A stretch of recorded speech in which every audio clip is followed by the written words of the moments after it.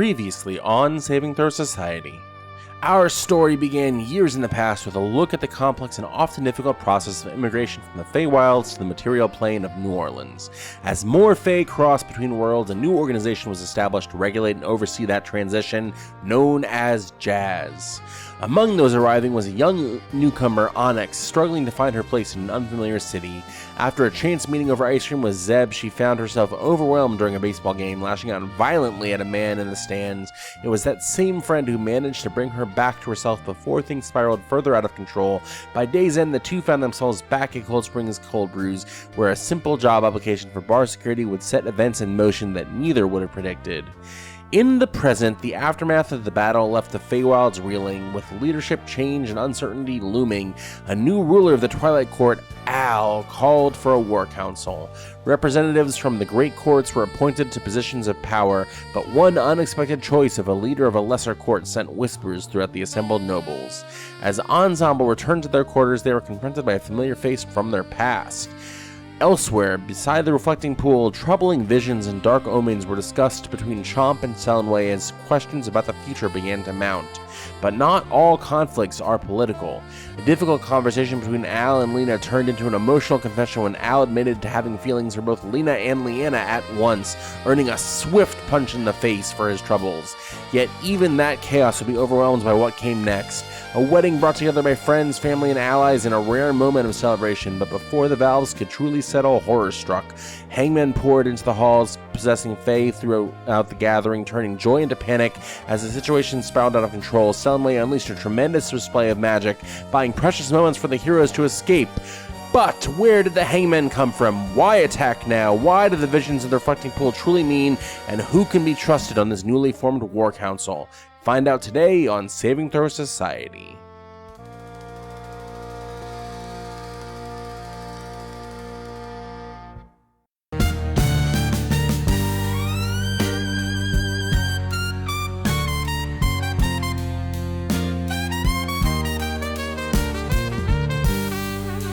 Welcome to Saving Throw Society as we present Barrier City's New Orleans. Laissez le bon temps rouler and just sit back, relax, and enjoy the jazz.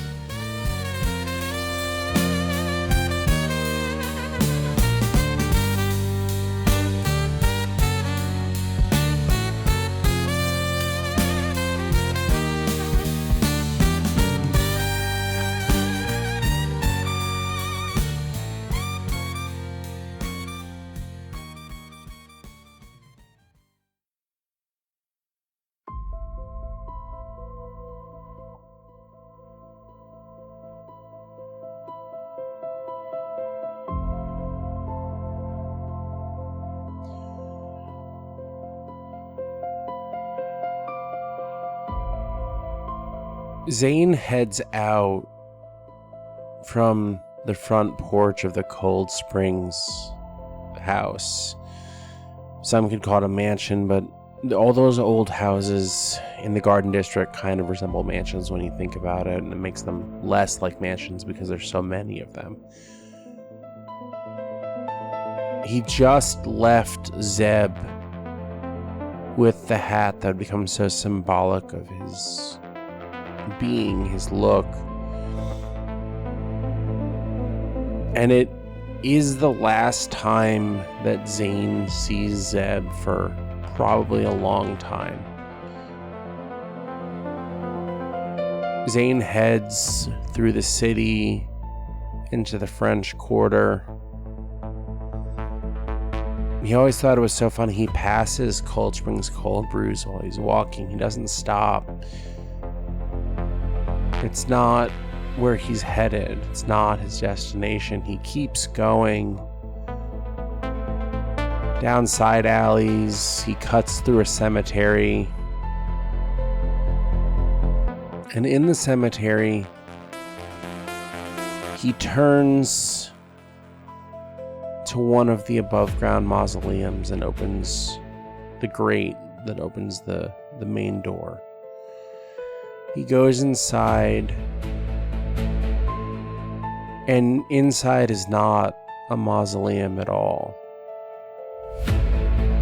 cleverly disguised. It has dampeners, technology built into it to make anyone who would look at it think it's simply a mausoleum. No reason to pay it a second glance. A name that escapes your mind as soon as you read it on the stone outside the grate. You see it, and then you don't see it. You read it, and then it's gone from your mind instantly. This is the arcanotech that has been devised to keep this place hidden. He walks inside.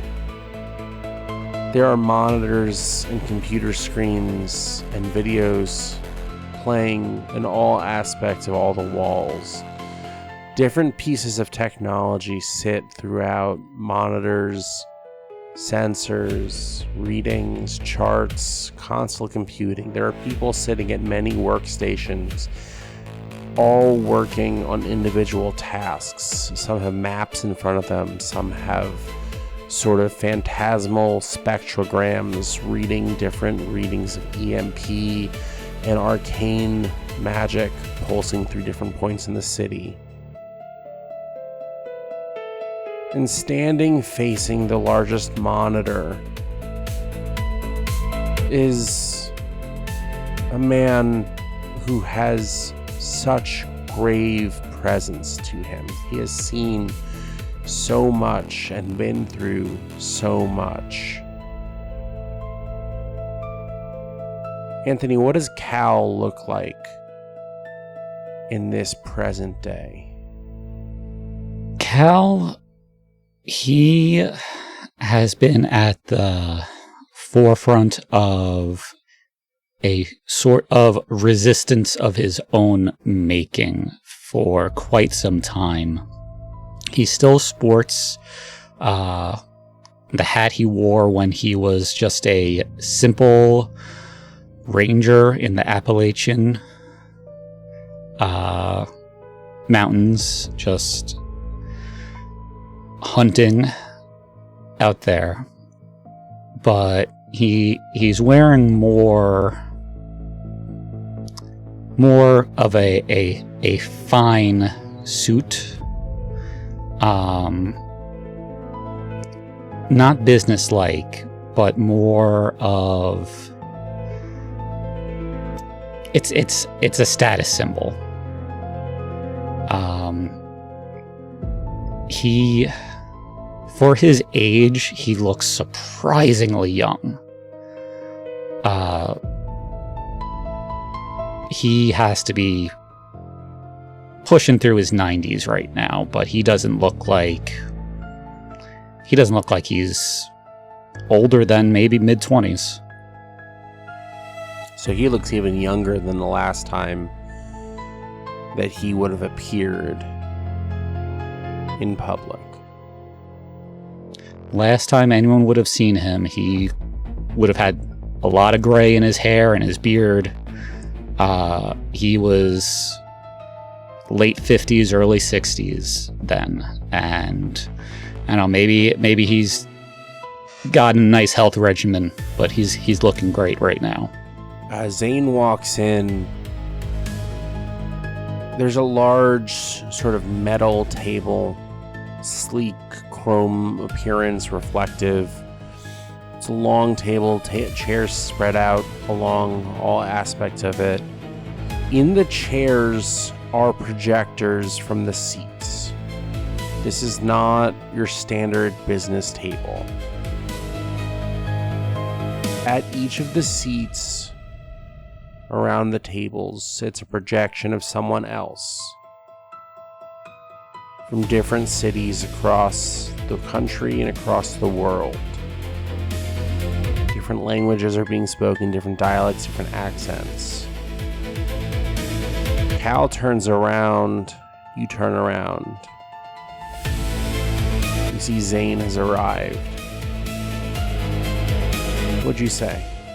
I turn around and I see Zane and I go, Zane Cold Springs.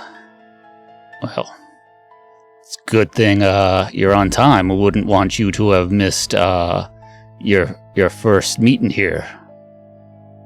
It's an important one.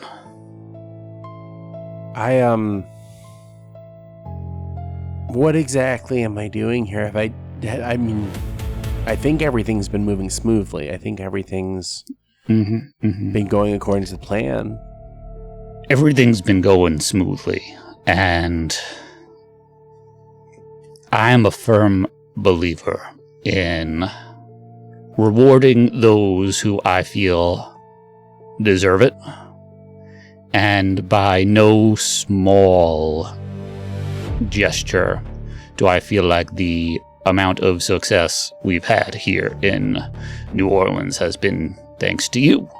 So, if you notice, everyone at this seat, you might recognize as heads of their districts. There seems to be one person missing. And I gesture to a chair, and I go, we need new blood to run things here in New Orleans for a bit. And you've been just the most loyal, cunning, smart, observant member of this syndicate here in New Orleans that I've seen in quite a bit. And I think you, son, you got what it takes to run this district. Surely, I mean, wouldn't the loop be better? Wouldn't the Frenchman Don't be call better? me Shirley. But no, jokes aside, wouldn't the Frenchman be better, or I don't trust the Frenchman, far as I can throw him. You have my trust. A Frenchman is okay for what he does, but I don't think he would be able to do the things I have in mind. You know, he's all bark, no tact. Now, you, on the other hand, please sit down. Sit down. He takes a seat at the chair that's missing a projection. And I take my seat at the head of the table. And I go, listen here, Zane. We've been working on some projects for a while now. And I'm sure you're aware of the Hangman Project. I'm definitely aware of the Hangman Project. I'm on board with a lot of the things that we do here. I hate the Fae and what they've done to my city as much as anyone else here, but the Hangman... There's something wrong with that. I know. They can be a bit creepy. I know the things we do to onboard them. It's not exactly for the faint of heart or the weakest of minds. But I have a dream. Do you know that through those barriers, these Fae have just overarching power that stems from their little kingdoms, their courts? And as long as those courts stand, well, the Fae are just going to keep coming, they're going to keep existing, and they're going to take over. Because how do you fight something that's power is built on itself, a self-replicating power? You know, they worship basically themselves.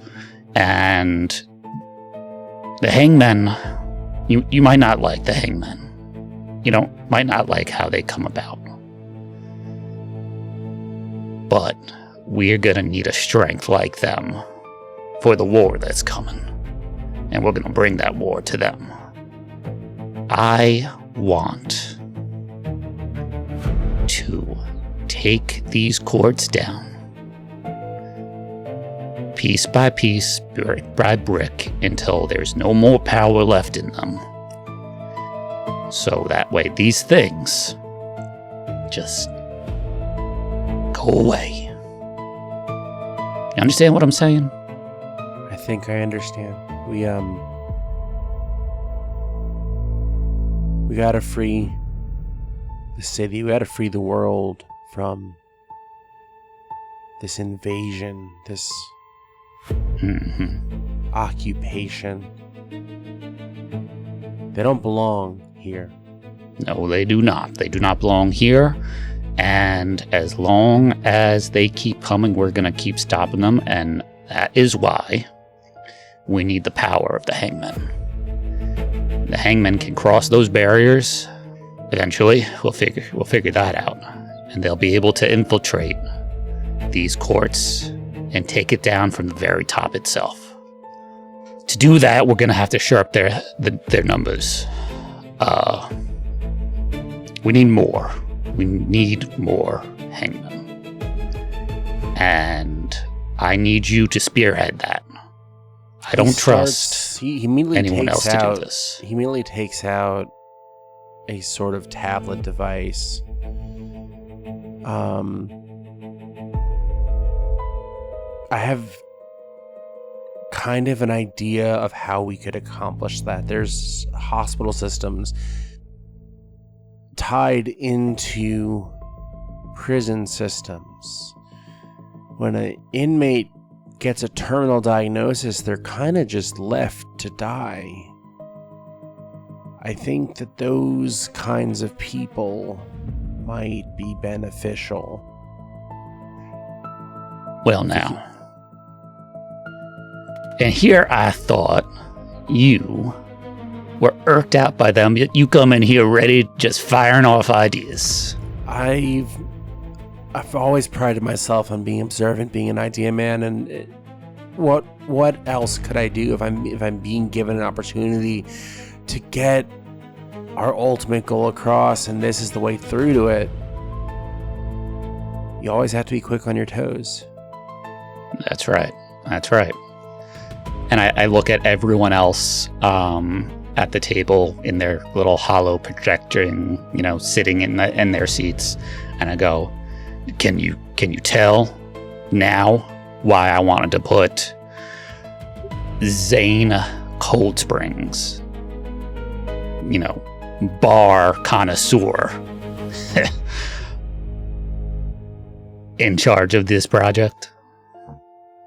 They all look to you, just silently nod.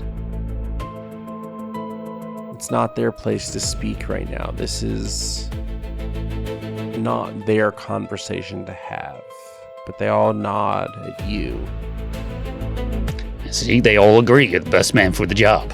And you're proving it right now. Now, these prisoners, my experience with the like, they might be a little bit harder to control. So definitely do some harsher vetting of some of them. Are you familiar with the Daimonia project that we've been working on? One specifically, Cacophony. We've sort of created a magical collar and leash. Ball and chain, so you could say. The hangmen, the hangmen are not too different from what a daimonia is. We could very easily create fail-safes in their spiritual forms to keep them in line, keep them in check, so to say. Ideas. You got ideas. All right. So, in that case, let's shore up this failsafe. And You just get to work. Check in with me every step of the way. I want progress reports weekly until we're sure everything is up and moving. Then I won't be checking on you as much. But I just wanna get this moving. And the duplicate project, I know we haven't talked about that. Are we increasing traffic with deliveries? Is that part of this? Yes. Definitely should be. Let's increase that. I look over at Zane and I go, you know that the duplicates are almost like the heart and soul of the hangman as well. At least, for their part. So I think they go hand in hand. And you've been getting enough deliveries for what you need? For now. I'm never gonna say no to an early delivery or a top off. But how would you? I'm okay for now. How would you feel about an archfey?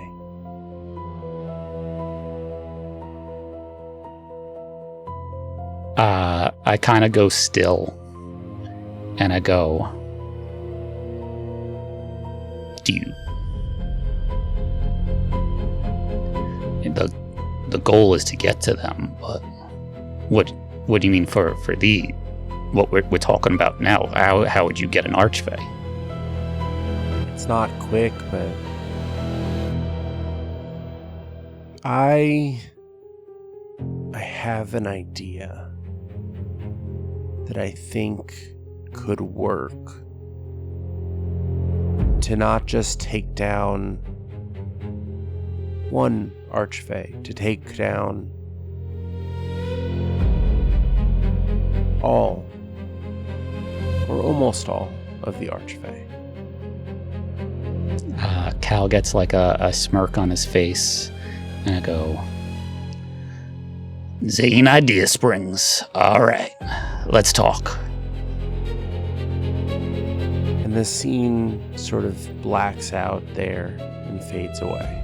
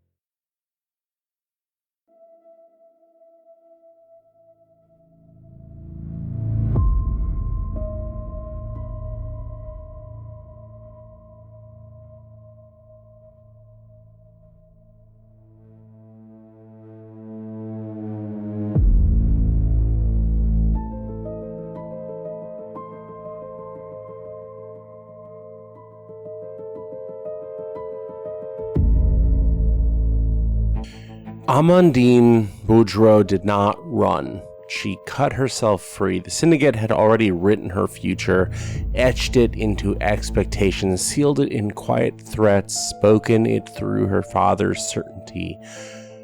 Follow. Obey. Become. She chose none of it. Instead, she escaped. She stepped into a place where names could be unmade. The Feywild. It was a calculated defiance, a place her father would never willingly touch, a place where humanity's rules frayed at the edges, and most importantly, a place where power did not come from bloodlines alone. If she was going to survive, she needed something stronger than what the Syndicate had built her to be. She found the Court of Daybreak. A court of beginnings, of rebirth, of promises that could be rewritten with every sunrise. She tried to let it remake her. She tried to let it erase her, but the past doesn't just dissolve easily. It lingers in the spaces between thoughts. It and the instincts you can't unlearn, and those instincts began to whisper. Something was wrong. At first, it was only a feeling, a misstep in a place that prided itself on perfect rhythm, the eternal sunrise, and then came signs. A Haringen village too cleanly destroyed, members taken, disappearances that never reached the courts, movement that left no trace except in the spaces that they disturbed. She would have followed those threads alone, but she didn't have to.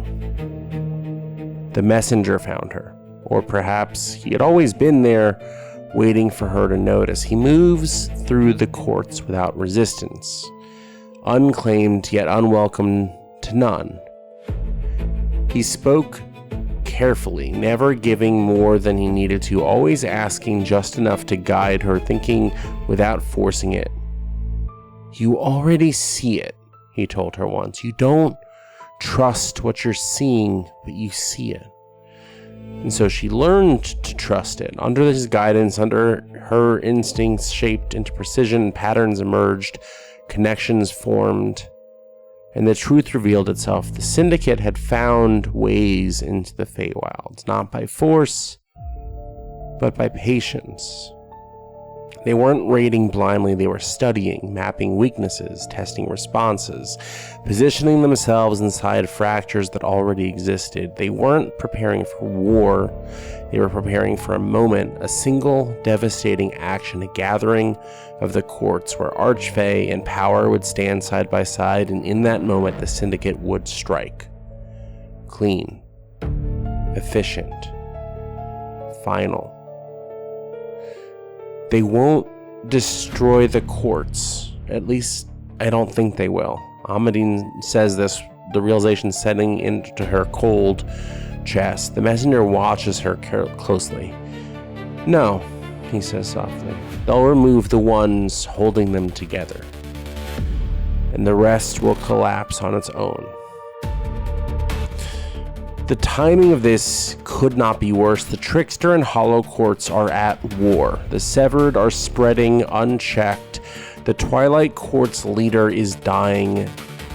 His heir is missing. Every pillar is weakened. Every defense is distracted. The Syndicate hasn't just found the cracks, they have aligned them. Amadine stands in the center of it all, the shape of the plan forming in her mind long before she speaks it out loud.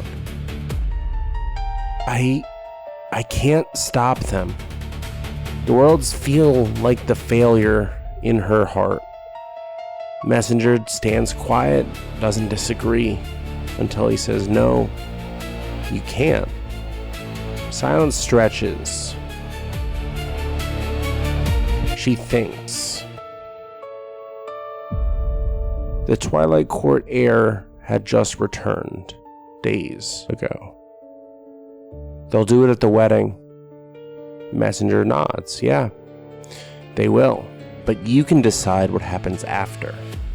And that's where the plan changed. Not prevention, permission. Amadine would let it happen. She would let the Syndicate move forward. Let them believe their infiltration had gone unnoticed. Let them commit fully to the strike, to reveal every agent, every hidden hand, every carefully placed piece. No interference, no warning, no disruption, until the moment they thought they had won.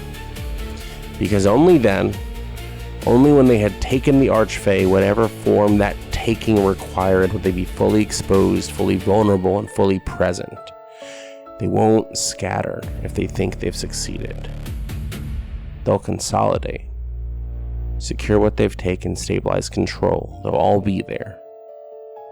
Messenger nods again. Yes. And then the risk hits her.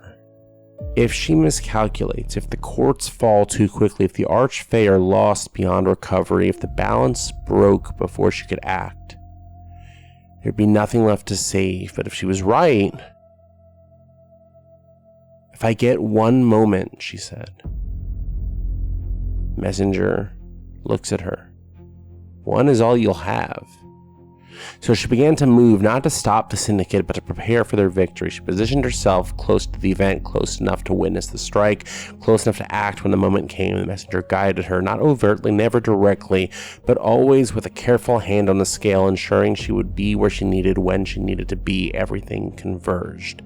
She said nothing to the courts, nothing to Daybreak, offered no warning, let the fractures remain because the plan depends on it, on the syndicate believing they will win, on them gathering, consolidating, stepping fully into the open. Only then, only in that single fragile window, would Amandine strike, not as an acolyte, not as a daughter, but as the one variable they had never accounted for. The messenger watched her as the final pieces settled into place. "You understand," he said quietly. "You understand that if you hesitate—" "I won't," she said. He looks at her. "And if you fail?" Amandine makes eye contact, does not break it. "Then there won't be left anything to fix. The world will be over." Silence. Then faintly he smiles approval, because this was never a safe plan. It was never meant to be. It was a blade balanced on the edge of collapse, and Amandine had chosen to stand exactly where it would fall, waiting for the moment the syndicate believed they had taken everything so she could take it all back. So imagine her surprise. Imagine her unease when someone familiar entered the Feywilds. The last being she would expect. The being that forced her excommunication from the syndicate years ago. The being known as Cacophony.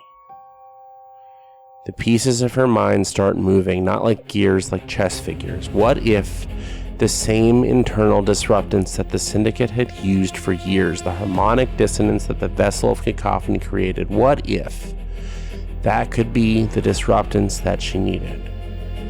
So she went to see her once torturer to have a conversation. She explained everything as I have just spoken it, to ask them to do something unthinkable, to ask them to do something impossible. Cacophony, it is the night before the wedding, or should I say ensemble. She has explained everything that you have just heard me speak. She's asking you to not tell your friends, to not tell the group, because if this is going to work, if the syndicate is going to be stopped, then their plan has to look like it's going to succeed. What would be your response? I think that if it's going to take down the syndicate, if you think it'll do it, then I'm in. She looks I don't at like you. But I'm in. I don't like it either. I don't want people getting hurt, but this is unfortunately the truth. Nothing happens without people getting hurt. Do you have an ability in your new body to do something similar? Some sort of sonic disruptance like you used to do when you were in your old vessel? Yeah, I do. I've got a little trick up my sleeve. I can amplify it. I can make it affect the entire hall. It's a one shot. It's a one-time risk. I can't do it again. How sure are you that you want to risk this? Because you can't back down if we start. Yeah, let's do it. She hands you a small rectangular object. It has the runes inscribed on it. It looks just like a stone, but you'd recognize it as what looks like it could have been at some point a sending stone. But something's wrong with it. Doesn't have the properties that it used to have. Hold on to this when you disrupt with your ability, and this will amplify enough to affect the entire hall, everyone in the hall. Unfortunately, it'll also hit your friends. But if we're going to do this, we have one shot. We can't be picky about who gets caught in the crossfire. Do you take the stone from her? Slowly, and cautiously, but yes. Yes, I do. Ensemble, do you think truthfully that your mind lets you rest this night? No, absolutely not. I will grant you the long rest to replenish spell slots and health, but you will take a level of exhaustion. Okay. She leaves your room. It's while she's leaving that you notice her hand, where she had her fingers cut off. She wears a sort of leather glove over it. And out of the leather glove are 2 fingers of what look like almost molten metal. They are metal that forms and moves with her hand. Not mechanical, more like a liquid core type, eternally liquid form of metal. Do I recognize it as anything? Make an Arcana check. It's a 3 on the die, so I don't think it's gonna get there. I don't think. With a +4, no. I don't think you would have recognized this as anything. It would have been surprising if you had. It was. You would have had to get above a 20. No, I don't think you recognize anything. She heads out of the door, and to make cover for anyone who's listening or watching as she leaves your chamber, she calls back to you. May the light take you as the morning comes, which is just a daybreak court passing saying of farewell. She heads back to her chambers, and you are left alone. What would you do in these moments alone after hearing everything she told you? I think this would be a pretty panicky moment. I'd probably be sitting in a corner somewhere, head between my knees in what way I can, kind of situation. Really nervous about what's about to happen. But I do as I told and I keep my mouth shut. Before the ceremony begins, she had instructed you to position yourself as close to the center of the room as possible. Mm-hmm. Is there anyone else standing near Ensemble during the ceremony? Yeah, I'm probably sticking with the majority of the group if he's with that. Al, where would you have wanted your friends to be during the ceremony? Well, I really wanted Zeb right next to me, but for some reason he didn't show up. So I think I don't think I would have had them up front. I would have just I would have just let them choose where to congregate. I wouldn't have had them in a bridal party type of situation. Then I guess we will roll a luck check. The reason it matters is it will be infinitely worse in terms of effect and damage for anyone that is up close to Ensemble. I think that the group congregates in one part of the room, and right before things start, Ensemble makes their way separate to the center of the room. On a 10 or higher, you were all going to be together, but I rolled a 9. We enter the moment. Selenway is holding back the forces of the hangman possessing the archfey. She's doing everything she possibly can. Al cannot reach his twilight sanctuary. Namira stands near you, Al.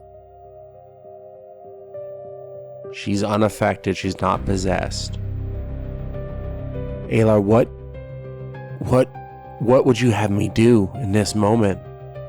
I'm looking at her and I go, it's. I don't know if we can do anything. I can't tap into the twilight at all. I don't. Mom's telling us to run. Mom says to run. My oath is to my court. It is not to my family as much as I love my mother, our mother. You right now are the pinnacle of the court. Mom says to run, what do you say? I look towards my friends, what's going on around them. What would everyone be doing in this moment? Is anyone trying to do anything? An ensemble we'll get to in 1 second. Della's just trying to comfort her sister in this moment. You actually see Lena's fists are glowing. She's enraged by what's happening. As she should be. What? So, we see everybody attacking? No one's attacking. The hangman did a sort of occupation where they immediately possessed hundreds of fae. Right. And did we see them do that since we have the Gree bags? Or... Yes. We saw a whole bunch of Grandma Fei-Feis, so... Okay. Then I guess Chomp's gonna be expecting a fight knowing that there's spirit bullshit going on, and I'll rage. So we'll see what that does. That's cool. My eyes can pierce through illusions, and I have true sight at a range of 60 feet. You don't see the fae around you, you see the hangman spirits inside.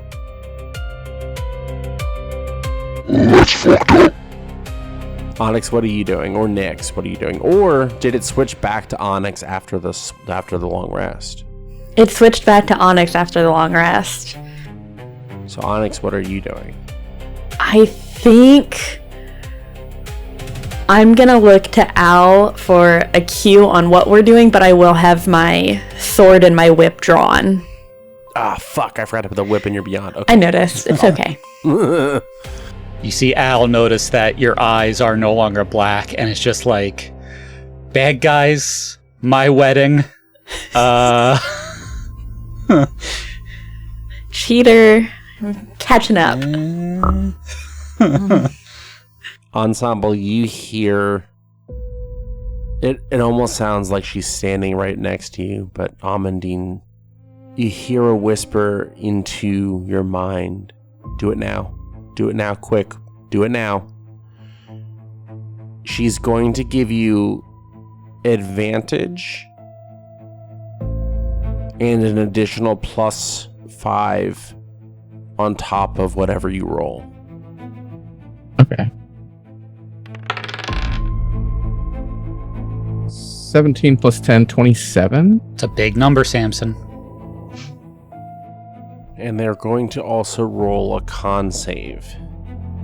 Yeah. With, DC because 13. of how far DC's 13, but you've rolled high enough that they will roll the con save with disadvantage.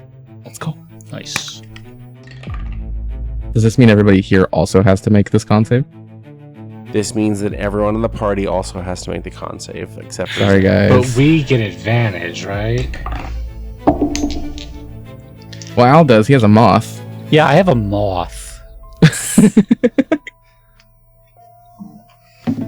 Now, do I want to use my Twilighty mystery dice, or do I want to use my glowy dice? Hey, here's what I'm going to say. I rolled a 27 on the mystery dice. Ooh, shiny. Or roll both, because I have a moth. You can roll both if you want. There you go. Why choose when you can have both? Have your cake, eat it too. Is it pocket cake? Have your pocket cake and eat it too. Okay. I know which one screwed me more. Who does not beat a 13? Oh, motherfucker. I got a 12. I have a 13 even. That's turd. So that means it beats it. I got a Means it beats 9. Dang. So I rolled with disadvantage. And you got a nat For 20. the group. No. I got something that I've never gotten before. 2 Nat ones? one. I don't know. I got Nat 1. Yes! Yeah. That one. Do you want to trade it in? Nat 1. Nice. Oh my god. Ooh, yay. I rolled double Nat Only 1. the cool All kids the do that. hangmen explode. Fight's over. Ensemble kicked everyone's ass. My mom's alive. Playing Kissed by a Rose. Zed floated down from the heavens. He was kissed by a rose. It Mystery's was been sealed the solved. whole It was time. Those dang teenagers the whole time. Ensemble. Yes. With how high you rolled on the attack roll, I will allow you to have selectively chosen to not deal damage to your party members. The ones that failed the roll will still be under the stunned condition, but they won't take the damage you're about to deal. Awesome. I need you to roll 12d8. 12? Oh, that would have fucking Goodness. hurt. Oh my goodness. So many fucking. Golly, so many that's dice. so many. 58. That would have knocked me right out. I would have been 58 fine. points of damage. 58 points of damage. You deal every hangman in this room 58 points of thunder damage. As a sonic blast pierces out of your body, emanating from the center of the room outwards in all directions. Anyone who failed the con save is on the floor, they're prone, and they are pushed back 10 feet. Oh.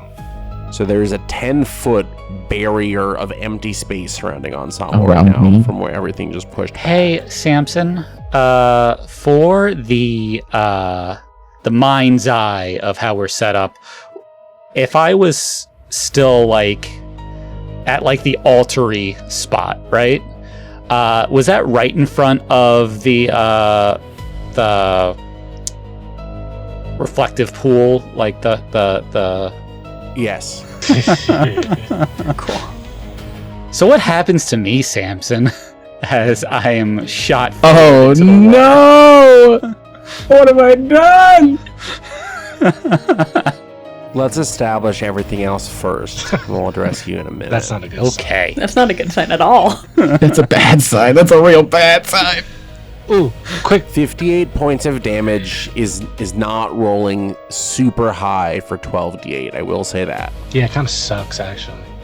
It's not enough to fully knock out the hangman. It is enough that every single archfey possessed by a hangman is currently stunned. What do I see with my fancy new true sight? Like, is it Hangman hurt and Archfey hurt? They share body right now, so everyone's hurt. Okay. But there's different health pools, right? If I'm remembering correctly from... There's different health pools. Right. But conditions affect the whole body. So they basically have locked-in syndrome right now. The body is incapacitated, the hangmen are inside screaming, trying to do anything they can to prevent what is about to happen. One of the hangmen that falters is Liana, and the eternal sun falters. So I need you to roll initiative, Al. Okay. Just Al. And we're seeing if... Man, this dice is rolling shit. What did you get, Samson? I got a 2. Great, because I got a 7. In the moments... I'm not rolling this fucking mystery dice anymore. In the moments that you are falling into the reflecting pool is enough for one round. It's enough for one round. Mhm. The sun has faltered. You best What do you wanna do? believe I am trying to push out my Twilight Sanctuary, Samson. You have advantage from your moth. I need you to roll either Arcana or Religion, and I know how good you are at Religion. Do you, Samson? You're aware? More will be Are you aware that both those rolls are +0? More will be accomplished from a good religion roll. All right, so I guess we're going to call this religion because it doesn't matter in regards to my bonus. And we're going to go back to my handy dandy alien cat dice. The good mystery dice. 1985 games mystery dice.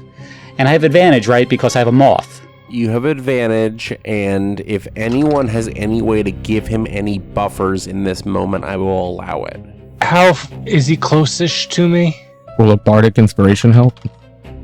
Bardic Inspiration will definitely help. Yeah, I got you. Bardic inspiration. Is he close enough to poke? Not close enough to poke. Okay. How are you going to poke me? I think my bardic is a 6. It doesn't matter because I'm not close enough. You'll have to learn later. Your Bardic is a 6, but it's special. It's a special 6. Oh? You should read how your Bardic reacts. I'm going to roll the 6, and before I give the final number, I just want to know how special this 6 was. You asking me how special the 6 is? Yeah, I rolled my dice. I want to know how special my 6 is because I rolled the 6 with this.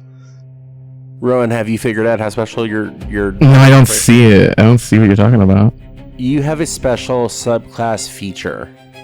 When Anthony uses your Bardic reaction, your Bardic Inspiration, as a reaction without expending any other Bardic Inspiration dies, either you or Anthony can pick another creature to get Bardic Inspiration additionally this round. Oh, that's crazy. Okay, well, you decide who else gets it. Can you guys see? Who's... No, it's not focusing. I can't see it now. Hold on. Let's see if I can get it to focus on the dice. I'll give it to Chomp, by the way. Oh, there we go. Nat 20? Nat 20 and a 2 for 22. You needed to break a 20. Nice. But on a Nat 20, how large is your Twilight Sanctuary usually? Usually, my Twilight Sanctuary, it's a radius of 30 feet centered on me.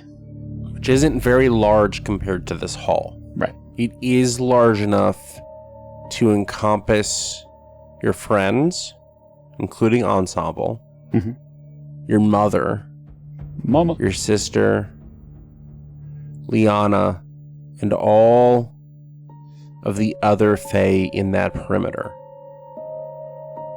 I'm going to roll a die. In addition to the people I just named, you force 8 hangmen out of Archfey. Nice. And then everyone who has been touched by this also gets, not anyone who was possessed, because this round they have been depossessed, but like my friends get 11 temporary hit points. It also ends the stunned condition on any of your friends. Ooh, yes, that instead. Look at that. Am I magically on my feet again? So you're on your feet, but you don't get the hit points this round. Ah. Chomp, you do get the other Bardic. Aw, thanks. Yeah, you're welcome. So we are going to resolve quickly before we have everyone else roll initiative. Al falls into the reflecting pool. You feel yourself pulled down into the water, almost as if hands are reaching up and pulling you down. Do you fight the pull, or do you allow it to happen? I allow it to happen, Samson. You go deeper into the inky violet pool.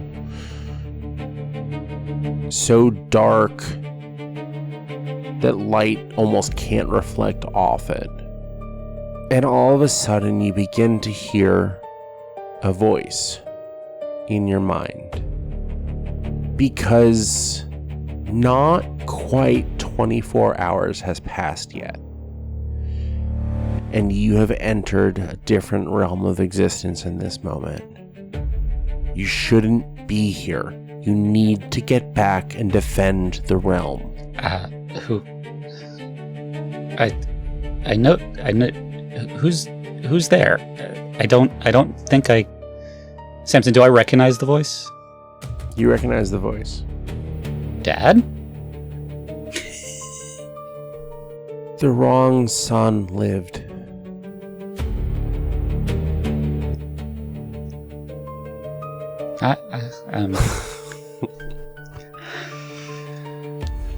I'm aware, Dad.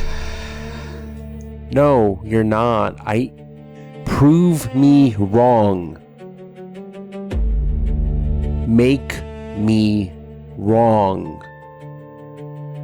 Live up to your potential. Lead the court. Lead all of the courts. They need someone right now. They are falling apart. What is Twilight? Twilight is the breath before the night, the passage to... I don't know what answer you want right now, Dad.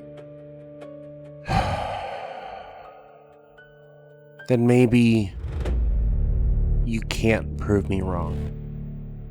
Go back. Do better. Be better. Dubby.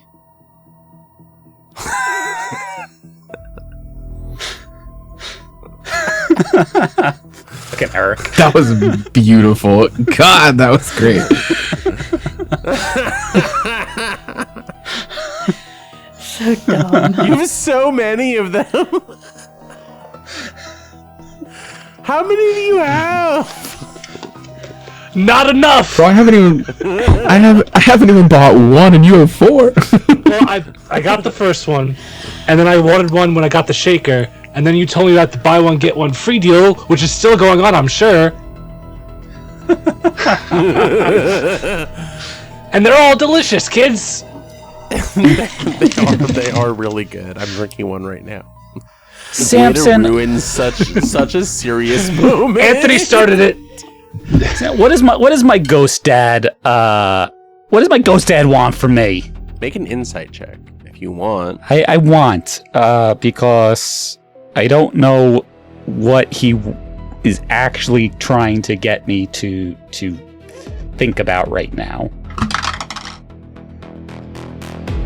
16 plus 6, 22. You think back to lectures. You think back to all the times he spoke about the court. Twilight is not the fading of the sun. It is the betrayal of it. It is the hour when things reveal what they were always willing to become. It is the truest moment of lies. If dawn is hope and night is consequence, then twilight is decision. Twilight becomes acceptance, the understanding that both light and dark were always part of it. What is twilight? Balance. It is the ability, it is balance, it is the ability to make the ultimate final decision. Where light becomes dark, the moment of the ultimate truth. So I've just got my dad hounding me to, do my job in now cryptic ways. Got it. So it's dark down here, you said, right? Yes. Is it so dark that let's say I'm in dim light or darkness, right? You are in pitch black darkness. All right, so I use Steps of the Night, and I can now fly. So I'm going to fly out of the water. What do you do as you fly into the air out of the water, emerging? Have you ever seen the original Fantasia? Not in a very long time. The scene when the demon comes up over the hills and brings a cloak of night. You rise out of the water and bring the full night sky full of stars and clouds, cloaking the world before you. Tell me what you want to do, and I will tell you how it happens. So I'm flying. I brought darkness upon this land, right? Mm-hmm. There's a bunch of archfey still possessed. Most of them. And I can fly. I am going to fly over all the archfey with my Twilight Sanctuary that is still active and boot all the hangmen out. So my flying speed is equal to my walking speed. So that's 30 feet. I would like to use my action to dash, because my flying was a bonus action. Then I need everyone, including the hangman, to roll initiative for real at this point, except for Zeb, who is Dead. not here right now. Do I have to roll again, or is my initiative still stand? You have to roll again. I got a I 17. thought that's next week. Anyone above a 20? No. Oh no. Rowan got a 1. Yeah. Anyone above a 20? Anyone 15 to 20? Della, what'd you get? Whoa, Della! I know. You got a high initiative. 17 for me. What'd you get, Onyx? 17. Who has the higher dexterity? Actually, Onyx has the higher dexterity, I can guarantee it. 10 to 15. 14. 5 to 10. 9. Ensemble, you got a 1. I got a 2. And it was a nat 1, but it was a 2. The only number that truly matters is, do the hangman act before Al? Do the hangman act first?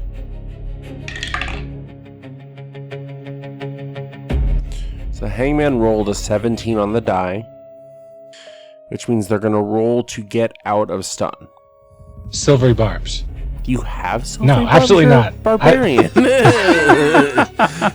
Silvery barbs. I thought if you just say it, you have to roll again. I don't know. Yeah, it's not so much an ability as much as just, It's table 2 protocol. words in a row, and then you have to re-roll. That's how it works. Ensemble, you used your reaction already to grant the... Oh, you're right. Thanks for that. Yeah, of course. But Zeb can silvery barbs, right? You watch the disembodied spirits of the hangman that were forced from the bodies of the Fae rush to the back of the great area where everyone is gathered. You're not sure how they do it. They tear a hole in the fabric of reality, sacrificing their souls. They disintegrate into sheer nothingness. The hangmen that were possessing the Archfey slowly begin to rise, and the Archfey move through the portal back into the material plane. Do they cross 30 feet near me? They're heading the opposite direction of you, bud. We are essentially seeing what would appear to anyone in New Orleans as an invasion, because they can't see that these are Fae possessed. It looks as though the Fae are invading the middle of the French Quarter. You see a vision of parades in the streets. of New Orleans Indians walking in their feather headdresses, dancing, of second lines moving through, playing music, of people outside enjoying themselves in costumes and drinking. And how many beads are being thrown all around? It is Mardi Gras Tuesday, and the Fae are invading. So I have to ask, Onyx, what do you do? I'm following through the portal. You're following through the portal, and you enter a world that, as of right now, is not fully aware of what is happening. Because what is a bunch of archfey but a group of people that looks like they are coming from a party in full costume? Parades come through. They see what looks like a new Mardi Gras court joining a parade. Make a perception check. A 15. It is slow. It is subtle. You start to see members of the parade, not the Fae, the mortals, dropping where they stand as they die. And chaos begins to break out as jazz pervades the streets and the world erupts in screams as the Fae possessed by hangmen begin attacking the members of the Mardi Gras parades. But we're going to resolve what you do on your turn momentarily. Zeb. Yay. You are on top of a building overlooking the area that this is happening, standing with your Uncle Zane. He looks out, he looks at you. You're gonna watch the pitcher or the shortstop this time? Huh, real funny. I've wanted to tell you about this for so long. I just didn't think you were ready yet. Well, when was I gonna be ready? I don't think anybody's ready to hear that their uncle is doing the kinds of things that he's doing. What is it that you think I've been doing, Zeb? I've been defending humanity. Humanity doesn't need defending. We're perfectly fine. Everything's great. Everything's great? I love New Orleans and I love all the people You here. call people invading our country, costing us our livelihoods. You call a people, they're not human, Zeb. That doesn't make them any lesser than. We have a lot to learn from them. Just like they have a lot to learn from us. Well, parts of them are useful. He comes behind you very quickly and moves his...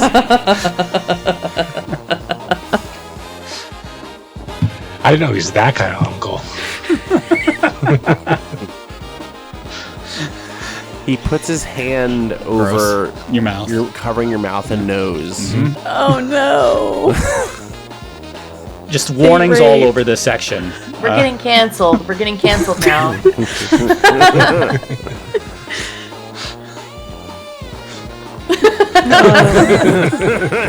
Zed, clench the cheeks. I'm doing it. You're Save officially yourself. canceled. Which ones?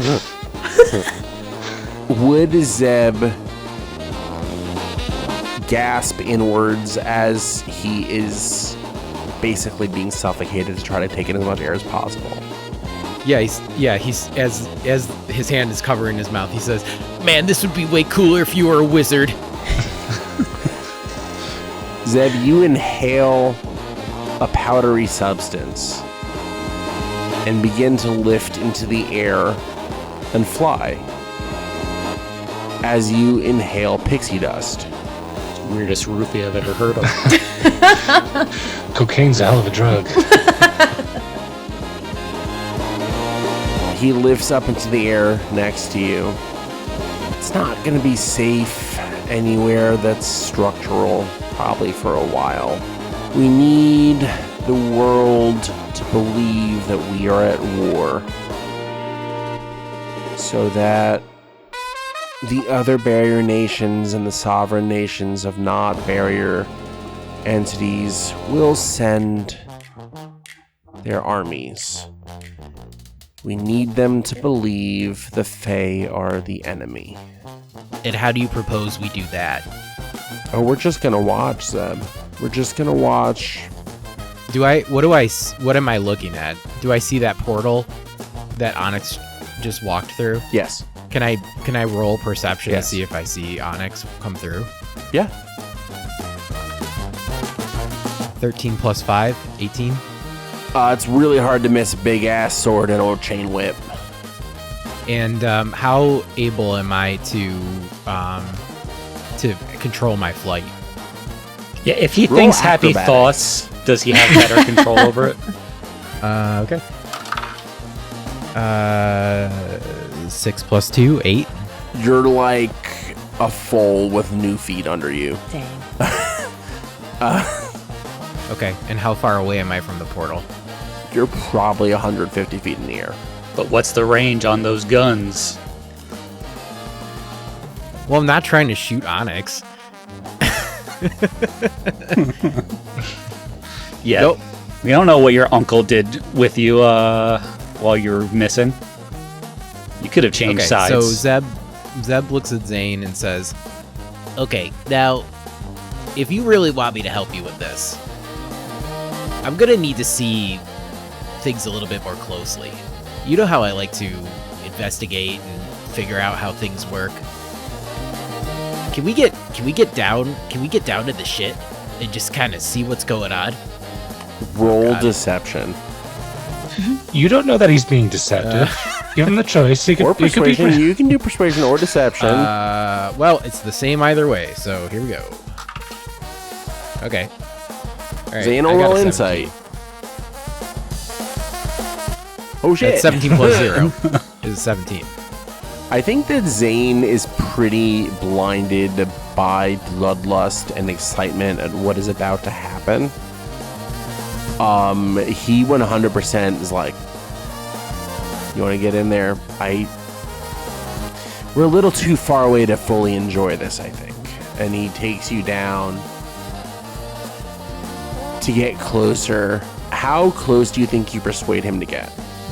I think so Zeb says, as they're going down, Zeb goes, "Man, Zane, do you remember that when we went to that one Baby Cakes game and you got us onto the field and we got to like walk into the dugout, and then after the game we ran around the bases?" Yes, Seb, I remember. This is like giving me really big flashbacks to that. This is actually kind of cool. I feel like I'm really, like, I could really see everything as it's happening, you know? What's up with that portal over there? Like, can we get a little closer to that? That's what I'm really interested in. Zeb, you're gonna make me have to do something I don't want to. Okay, so Zeb's gonna, I'd like to, if we're like thinking rounds of things, can I disengage with Zane? Yes, you can. Well, you're not totally in initiative yet, and he is really right up on you. I'll say this. We'll do opposed dexterity checks. Okay. Oh, god damn it. 5 plus 5, 10. You start to try to move away, and Zane grabs your shoulder in sort of a rock-hard grip. I don't think we're gonna be taking any more field trips anywhere else. We're gonna watch it from right here, Zeb. Right where I can keep you safe, and you can see how much this is necessary.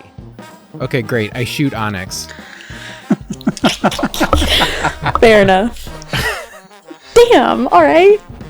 What? Zeb's a bad guy? I want to get Onyx's attention. Okay, roll to hit Onyx.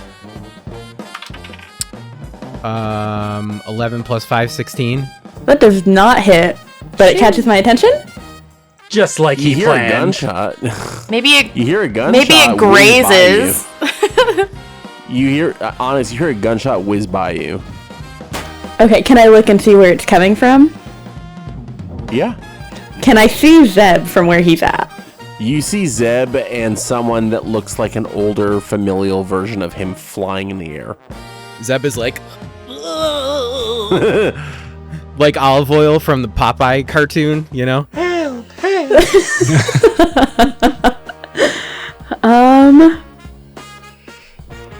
Can I try to grab Zeb with my whip?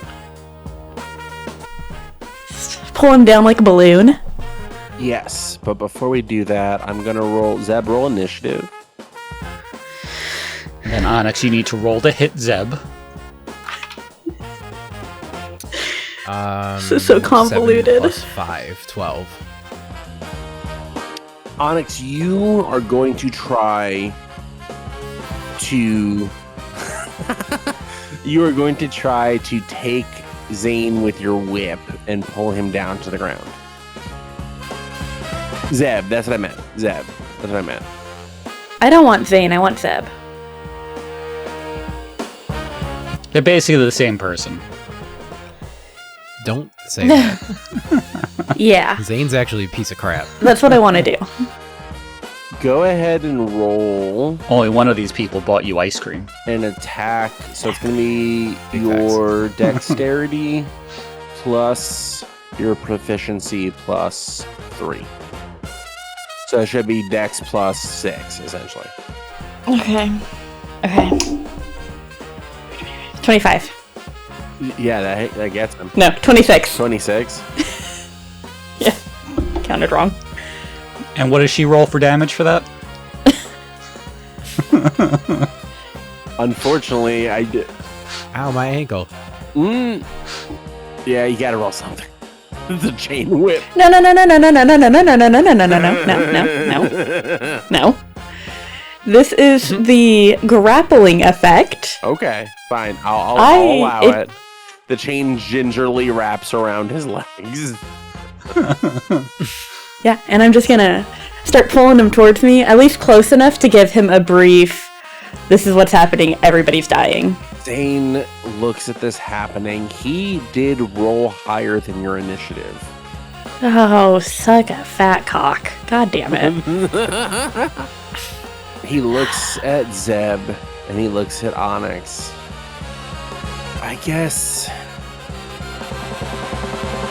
if I can't have you with me, then I won't have you at all. He is going to cast Chain Lightning on Zeb that will travel down the whip to Onyx as well. Oh, good. What a fucking piece of shit. Zane, are you a fucking wizard or not? Jesus.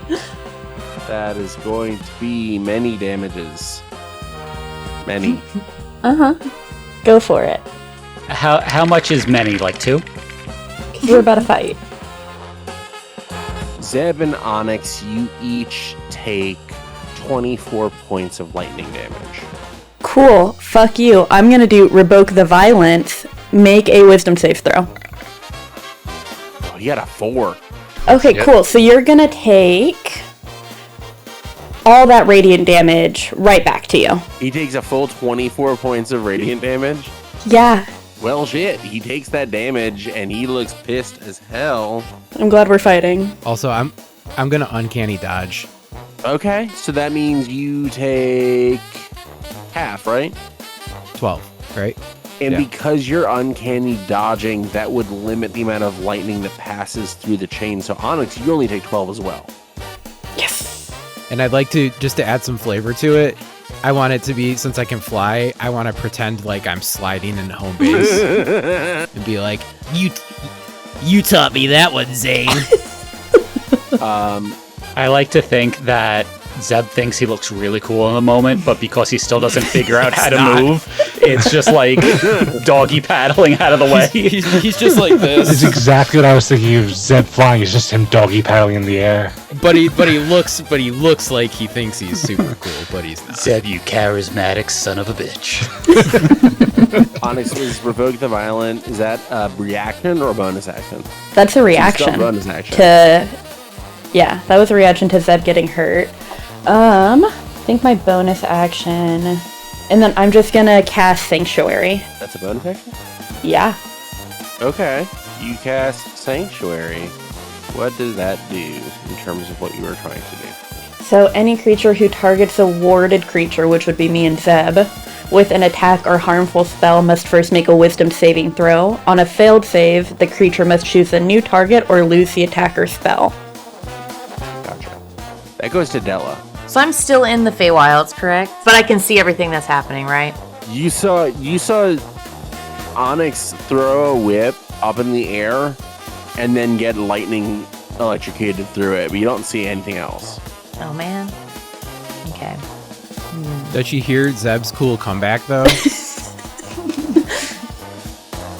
But most importantly, do I hear that? Well, that would cue you to know if I was there or to see that something was happening. That's a good point. You can make a perception with disadvantage if you want to try to hear Zeb's cool comeback, but Zeb's in the middle of the air. It's going to be kind of difficult to hear him shouting over like wind and stuff. Dang. Alright. I think I would just go after Onyx. So you arrive in the middle of the French Quarter where people are screaming. There's people bleeding in the streets. It is chaos as the Archfey are going forth and causing damage and mayhem. Well, shit. I think just noticing the mayhem, I think I just start casting magic, just like, because probably there's just a lot of noise and a lot of movement, a lot of sound. So I think I'd cast Cloud of Daggers at the nearest Fey next to me, or nearest me. Okay. Does that act on your turn or act on their turn? It's my turn. Oh wait, no, it says when they enter it for the first time. Okay. Well, they're entering it for the first time now. Okay, so it's when they enter it for the first time, or if their turn starts there. Okay. Well, then they'll take damage right now. Okay. All right, and it is so just within 60 feet. That's that, I guess. And it's 17 damage from the daggers. It gets sliced up by a bunch of daggers. Whirling dervishes Fantastic. of blades. You have any bonus actions? How close are they to me and the people that I care about that are around me? So the problem is they're all scattering through the crowd. They're not staying in a group. Okay. Is it like, because I know it's just a very, like it's kind of a jumble of people, just everybody everywhere, right? And so I'm sure we're in like sort of a crowd. Yes. Okay. So then what I'm going to do is I would just do telekinetic shove to try and just push everything like away, if that makes sense, just to create some space, just in general. Okay. And so it's 15 strength is basically what it is. Well, that's a 9 on the die, so I don't think even with adding, I don't think that, yeah. So, you shove. Cool. So everybody around me gets shoved 5 feet away from me, creating some space. Okay. That's gonna go, Zeb, you have your turn for real now. Okay. So I have been I've been grabbed and brought back. So am I like free and fully in my faculties? You are free, fully in your faculties, and you can fly. Okay. It's kind of un-Zeb-like, but I'm gonna try. No, I'm not gonna do that. Okay, so Zeb, I'd like to fly to the ground next to Onyx and just be like, hey Onyx, thanks, appreciate you. And then he's gonna say, that's my uncle. Turns out he's a fuck, so we gotta stop him. So, he's a can you give me like some words of encouragement to shoot my uncle? Because I kind of need him right now. Onyx is gonna give him a big thumbs up and be like, "You got this, man. He's a fuck. He deserves it." All right. That's good enough for me. Quick, just because I forgot to say it before. Ensemble, when you released your Sonic Blast, you leveled up to 6. I forgot to say it before. Oh, thank you so much. Am I the only one who hasn't leveled up? God. Let's go. Wait, Rowan, quickly what? level up before it's your That's turn. what I was trying to get. I'm gonna try. Well, I get to go last, so you know. Level up now. I'll do all that good stuff. Heard. Got it. Working on it. I asked this before, but that was when your video cut out. Did I get a long rest between the last thing A and drug-induced one, but yes. now? Okay, great. So I'm gonna cast Hunter's Mark on my uncle Okay. as a bonus action. And then I'm just gonna say to him, Zane, I didn't want to have to do. You keep talking about I don't want to have to do this, Zeb. I don't want to have to do this, Zeb. Well, guess what? I did want to have to do this to you. And then before he shoots, he says, and also, you kept bringing up buckles. I've done other things besides buckles, by the way. I was like 8 or 10. I don't even remember anymore. I'm an adult. And when he says I'm an adult, that's when he shoots. I'm going to do something right now in this moment. Oh boy. Come on, No, that was kind of no, cool. I'm an Dude, adult. Can you really It was stop me? kind of cool. I've killed 50 men. It was 100% kind of cool, and that's why this is happening. Oh, yeah, okay. Seb, you level up. cool things happening. Which fighting style did you want to take for your new level, Seb? Bullseye. You level up to level 6 in this moment. Do whatever feels right with that level up in this moment when you shoot. So I'm multi-classing to Gunslinger and Rogue. And this is Gunslinger, a class, not a subclass of fighter. So I'm going to take the fighting style of Bullseye, which gives me +2 to any ranged attack roll that I make with firearms. Nice. So I'm going to, again, as I say, I'm an adult. I'm going to shoot. I'm an adult. You're not my dad. He's not his dad. Okay. And no, he's not. All right. And that was a terrible roll. And so I'm going to use my, since I got a long rest, I had an inspiration. I'm going to use it here. God, that was worse. Okay. Well, anyways, it's a 7 + 5, which is 12, +2, which is 14. And Zane being a regular human with a 12 armor class, right? Zane already used his reaction to do something that I did not make public. So Zane is hit on a 14. Nice. Oh. Fantastic. He's just Alright. a weakling. Let's roll some damage then. So we're gonna get 2d6 + 2, but then I get the Hunter's Mark d6, so we're gonna do 3d6 + 2. So that's 7 + 3 is 10 + 2 is 12. 12 damage. Zane takes 12 points of damage as a bullet hits him. Where does the bullet hit him? It hits him just above his left shoulder, like just on his left shoulder. So he kind of is like that. So he kind of takes thing. it and it hits him in his left shoulder, and he looks at you shocked, and then he begins to laugh a little bit.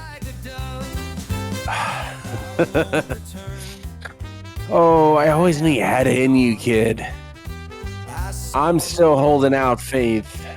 I'm still holding out faith that you'll pick the winning side one day, but I can't let that one slide. And he's going to use a legendary action. He makes a finger gun at you, and you feel... Oh, I rolled Betrayed. so much damage. I'm sorry. You feel a magic sort of bullet pierce your almost the same spot that you just hit, and you take 20 points of damage of piercing. All right. I'm up still. I You got have one hit point. Yep. And Zeb looks up defiantly and says, "I'm an adult." That goes to Al. All right. So I am flying towards the portal because that's the direction I was starting to fly in. As they all are rushing in, I assume I see similar stuff that Della had saw with Onyx and being electrocuted. Yes. Do I hear Zeb's cool remark? You hear him say, "I'm an adult." I hear Zeb say, "I'm an adult," and I turn towards my friends who are still here. All of the archfey that are possessed have gone through the portal, right? Yes. All right. So I turn towards my friends and the archfey and other fey that are no longer possessed, and I go, "We have to cross through the portal. It looks like the hangmen that are possessing the other members of the courts are trying to do something bad over there. Just everyone through the portal and fight. Otherwise, bad things are going to happen." I need you to make a persuasion check. And I have a moth, so it's at advantage. Right, Samson? Yes, but it is a high DC because you are asking Archfey to leave their courts and kingdoms undefended. Is he within poking distance of me now? Sure. Okay. I'm gonna use one of my new abilities called bolstering magic, and I'm gonna pat him on the back and say, and you get a D3 to add to that. A D3? I didn't make it up. So that's a Talk to D4 us. minus 1. Or it's a D6, and if it's above 3, divide by 2. I don't know how you want to play it. All right, I have well, a D3. So you roll. I don't know. I don't know where. yeah, Talk to Samson, us you to can the roll coast. it. I didn't make Samson, right now. all right. I do have one, but I don't know where. Well, is it might right not now. even matter if this doesn't roll better than the 2 I just rolled. It doesn't matter anyway.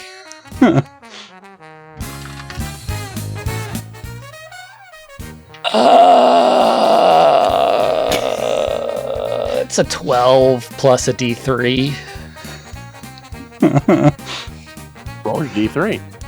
So I'm going to do the D4 minus 1. So I guess... If you do that and get a 1, you get 0. I think we oh no! It flew out of my fucking dice thing. So you said we re-roll when it's a 1, right? Because it can't be a 0, right? Ooh. So that would be a 3. 4 minus 1 would be a 3. So what is that? 15? That's 15. Yes. They look at you and unfortunately look at their loss of numbers. They look at Selenway. They look at you. They look at Namira. The Queen of Air and Darkness approaches you. If they can do this, then our homes aren't safe. So I want to look at her, and this isn't going to change anything, I assume. And I just go, if they can do this, your homes are safe whether you're here or not. The only difference is if you cross over, we have a chance at stopping them. you get a D6 of inspiration. Roll a 5 or higher. Come on, 5 or higher. That's a 5. Hey. 1985 games, Samson. The only dice company that treats me well, apparently. She looks at you. She turns back to the other 8 Archfey. We let this happen. We were stupid and misguided and believed we were untouchable. Now one of us needs help. She looks at the others. Are we going to run and hide? Or are we going to stand and fight? And she goes down to one knee. The others, Careful, my wife is watching. The others look around, look at you, and slowly drop to one knee. Namira looks at you. You don't think I'm gonna bow to you, brother, do you? And I just kind of shrug. And I go, I point at the Queen of Air and Darkness and just like... She looks at you, she looks at Salenway. Mom, you should stay here. Salenway says, I still have fight in me. This will not end. I can still contribute. Your mom does not look good. She is hurt. Her body was being ripped apart by everything that was going on before. I would interject as she's saying she can fight, and I go, Mom, you would do the court better service in taking care of anyone who's injured here. She looks at you. And I just have the eyes of, Mama, no! Stay, Mama! She looks at you and agrees to stay behind. And before she turns, she gives you... Or more, are you wearing some sort of cloak right now? Or a robe? I mean, I'm in my vestments and everything. So I'm in a sort of roby type thing. A tail cloak. So she takes her hands and brushes it down the back of the cloak,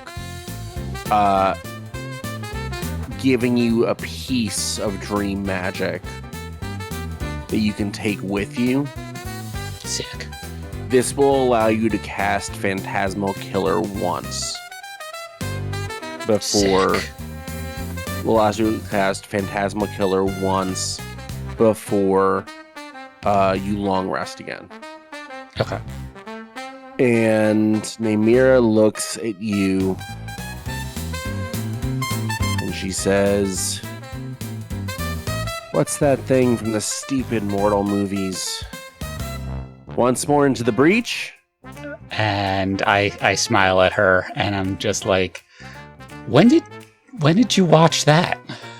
I had my walkabout in the material plane before you were even born, brother. I've seen much. And the timey-wimey aspect of the Feywilds is a little fucked up because that was like 200 years ago.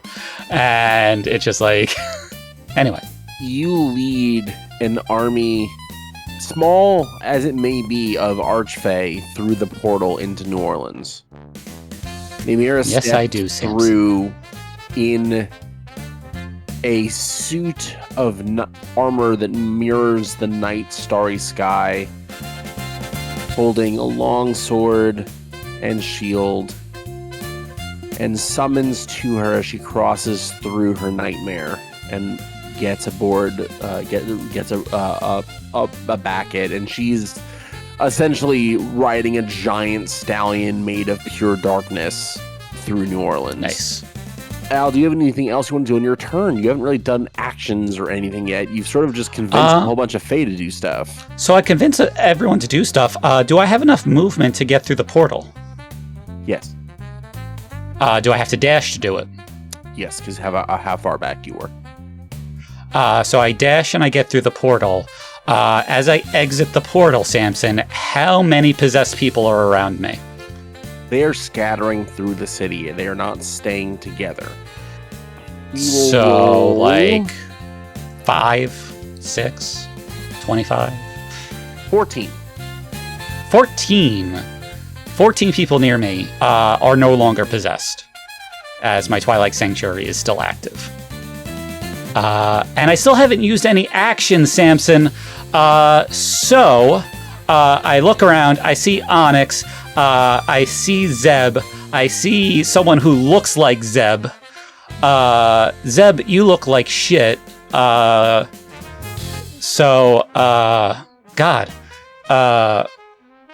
I am going to use a bonus action because he looks like shit to cast. Let's do a 3rd level healing word. I'm just gonna roll it in D&D Beyond. Ooh. So Zeb, you heal for 13. And then Samson, I'm going to use my action to dash towards the next largest group of Fae that are possessed.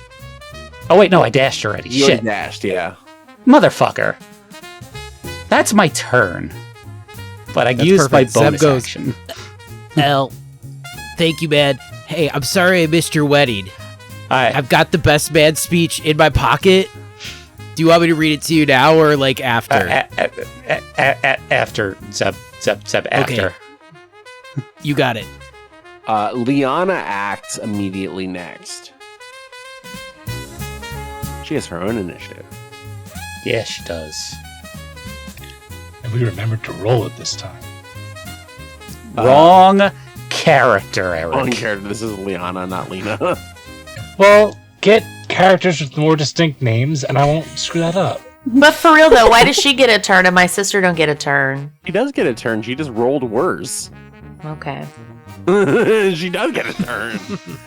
Yeah, why she got to go after the one that got to marry Al? For real though, what's that all about? So she looks at you. She said, "What am I aiming for? Am I aiming to take people out, or what are we? What's the goal here?" She's asking me. Yeah. I go. I have a lot of magic that can affect large areas, but I don't know how we're dealing with collateral damage. I know that radiant affects the spirit forms, right? Yes. I go, I'm going to try and pop as many of these things out of our people as I can. You won't be able to see them, right? They're not able to see, or can they see them? She cannot see them. So I go, you won't be able to see them, but if you can, focus any radiant spells you can, almost like at the direct area that I pass through when I do. So if I boot them out, they'll be almost like right next to the people you can see. So if you have any radiant like area of effect spells, we don't want our people to hurt. Check. She sees a line of Archfey that she can hit in a single beam. I have something that I think could work, and she shoots a beam of light out her hand that fires directly through a straight line of Archfey that are possessed. And deals them She deals 37 points of radiant damage in a line to each of the 4 Archfey possessed that it hits as it passes through them. I watch it happen and I go, I want to avoid killing our people, but I mean, do what you can, I guess. That is going to go to Chomp. So it's just me on Ensemble in the Feywild still, right? Yeah. Alright, well, I guess I'm gonna go towards the portal and... I've asked several times where the fuck we are, no one ever answered, but I guess we're alone now, whatever. And I walk through the portal, and can I see anybody to bonk? You see plenty of people with bonk. I bonk the nearest one. Okay. roll bonk. I roll bonk. Natural 20 on bonk. Thank you, brand new. Do you want to do your second bonk and then roll all your damage at once, or do you want to roll separately? I guess I'll roll second bonk. Second bonk is 12. 12 misses. Oh, well, I got a natural 20 on first bonk. Okay. 12. Oh, wait. On second bonk, can I use this fancy bardic inspiration dice that I got from my bestest friend Ensemble? Sure. Well, that added 1. No. Oh. Also, don't let Zeb hear you say that Ensemble's your bestest friend. I was just about to say that. Yeah, Zeb's already going down a dark path. You're gonna make me a target. Okay. Shooting Onyx, shooting his uncle, taking out all of his rage on Ensemble. I'm next. I hope that Chomp sees Zeb's uncle and be like, oh my god, it's Zeb from the future. Chomp does not have the mental fortitude to grasp what that might mean. Okay. So... 9, 18... 23? 23 bonk damage on person who is bonked. They take 23 slashing damage as their physical body is impaled by an axe. Yes, that. Do you have any bonus actions? Not yet. Then that's going to go to Lena, who is going to Step of the Wind through the portal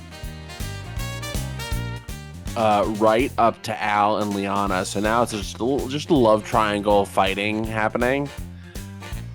Al gets instantly awkward. She looks at Liana. You just hit those 4? Okay, I'll go finish them off. And she runs and charges forward. Her fists start glowing, and she is going to hit... Lots of natural 20. That's another natural 20. Show off. She takes 3 attacks. All 3 hit. 2 are crits. She is feeling that I must prove my worth energy right now.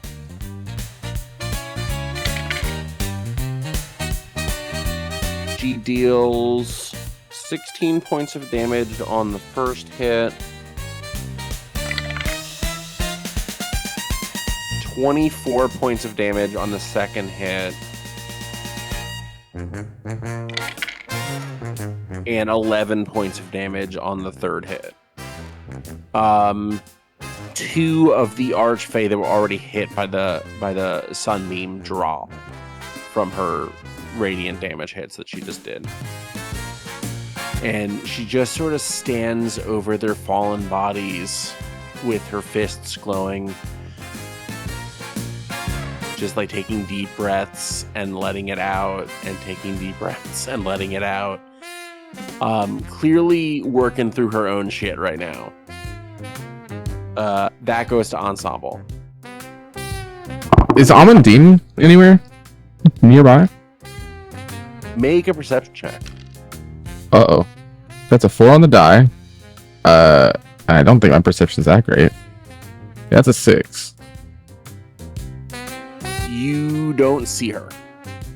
Okay, well, all of my friends have gone through the portal. I will go through the portal.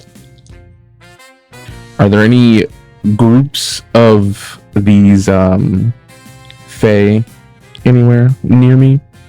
You see a group of about 3 of them heading off up the street towards another parade. I would like to use my sound cannon on them. See if I can get a stun on them.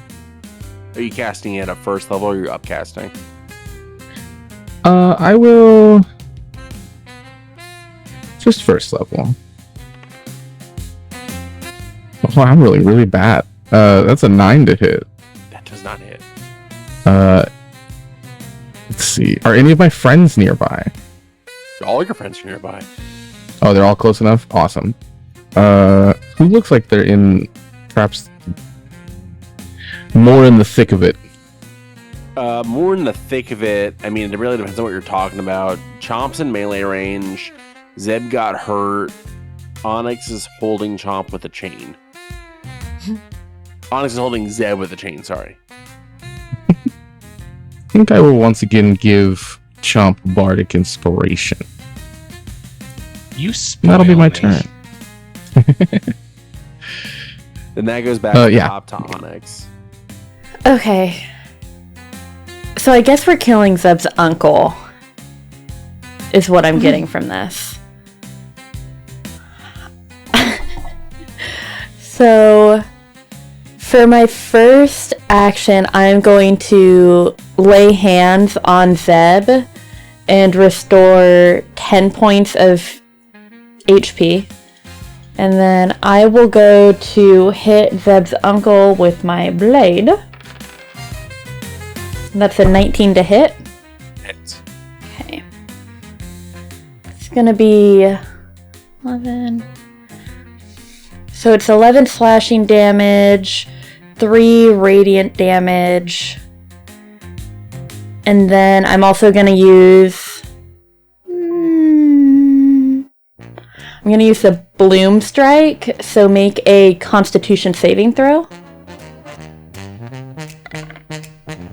That's an 18 on the die plus 4.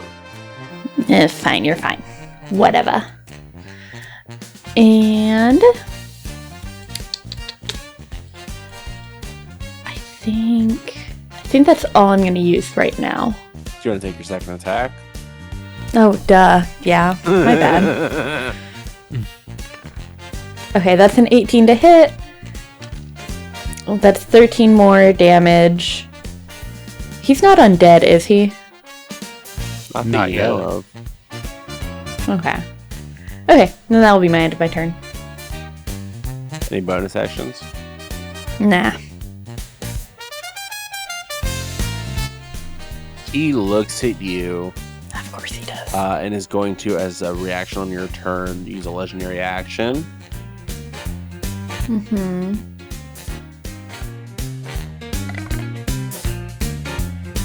You take 24 points of piercing damage. Hold on. I'm in my sanctuary. Make a wisdom saving throw. Oh shit. That's at 12. That does not pass. Either lose it or choose a new target. You can't hit Zed either. He's in my sanctuary.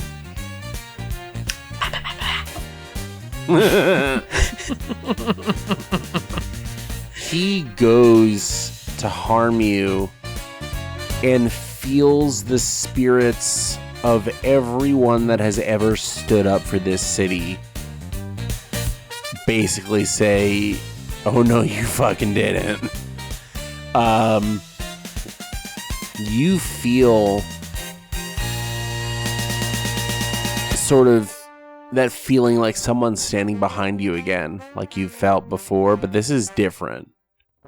you see, just for the briefest moment, and it might just be the light reflecting off Liana's sunbeam, you see in a mote of light silhouette your father standing next to you with his hand on your shoulder. And you level up to 6. Thank fucking God. That goes to Della. So how many of these how many baddies are we still surrounded by? The problem Yeah, Sam said how many isn't- baddies? The problem isn't that you're surrounded. Well, I know they're problem like isn't- dispersed, but like how many can we see? Like how many are interacting with us? Every single turn that goes by, they get further into the city doing more damage. So there's less and less every time someone comes up. So pretty much the currently- only ones that we have currently are the ones that we're currently like interacting with. Yes. Okay. So I guess I would probably just see Lena having come through and just completely just go ham on these folks. So I probably would head in her direction and try and just help her so that she's not, in any immediate danger. Okay. So I would likely I'd probably just try and get over to her as quickly as I can. And I think I would cast, let's just cast good old water bullet, shall we? Good old pea-mouth bullet. It's just so weird. That spell makes me cringe, I'm not gonna lie. But we're gonna do it anyway. And that'll be 26 to hit. 26, that hits. Yeesh. And it'll be 20 damage. Another Archfey drops. Fantastic. Do we see the hangmen standing there as the Archfey are dropping? I'm so glad you asked. If we remember all the way back to episode 2, when Ensemble's physical body dropped, after a moment it stood back up. You begin to see the hangman picking up the bodies of the fallen and standing once again. Picking up the bodies? The hangman, remember there's 2 reserves of hit points. There's the physical body's hit points, and then there's the hangman's hit points. They use their will and power to reanimate the bodies they are possessing. Very interesting. Do they do this immediately? It's starting to slowly happen. They start slowly rising, almost as if rising from the dead. Okay. So can I use my meta magic to use twin spell, so I can cast the same spell again? Yes. Cool. And I will do that. Maybe I will not, because I rolled a 10 to hit. So that's no. Then no, that does not happen. All right. That goes to Zeb's turn. All right, so I would like to use as a bonus action Insightful Fighting. So I'm going to roll Insight versus Zane's Deception. Zane isn't there And anymore. What? When did that happen? I just rolled twice to see. Oh, shit. Did I see something weird happen with my true sight? I mean, you would have seen Zane cast Dimension Door and go through it. I don't know what the fuck that is anymore. Oh, man. Well, now I don't know what to do. I was planning on shooting my uncle more. So, okay. Oh, man.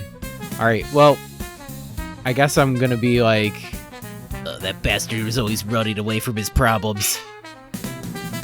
But I thought if we beat him, this would, solve the problem, like the whole Dracula situation. Onyx, have you seen that movie, that Dracula movie? By the way, No, Zeb. No, I have not. after this, we should go see it.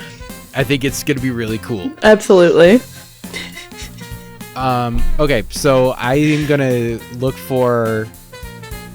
I guess I would have turned my attention over to what Della was doing, and I can see the spirit like rising, right? Yes. Have we established, can Zeb shoot a spirit? Well, the spirit's still occupying the body. Oh, okay, so it's not like standing outside of the body. No. Okay. Okay. I'm not really sure what I can do to help in this situation. I guess. And you don't have to tell me this if I'm not supposed to know this, but once the spirit has like we've dropped that body and then the spirit's like picking it back up, are we like onto a different pool of hit points? Yes. Okay, well then I'm gonna shoot that spirit that Della was attacking. So here we go. It's a 12 plus 5, 17. That hits. Is anybody within 5 feet of them? Any enemies within 5 feet? Is Chomp close to that one? We Or can say Della? yes. Okay, great. So then I'll roll with my sneak attack damage as well.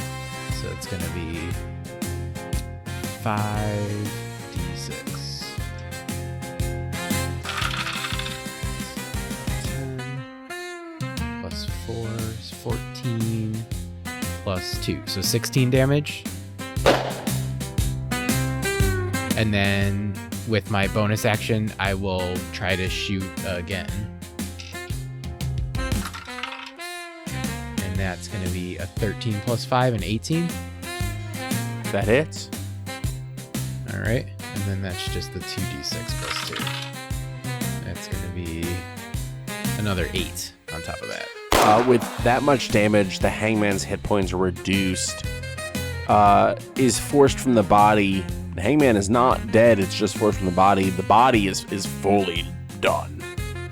This is a dead archfey. That goes to Al. Okay, I would very much like to... Well, this is going to change how I approach this. Did the darkness come with me, Samson? No. Alright, I'm no longer flying. So I would like to move as close to the group of Archfey that's being attacked that I guess had risen and stuff, and force them out of their bodies. So that way no more of the Archfey get killed, and we focus on the spirits.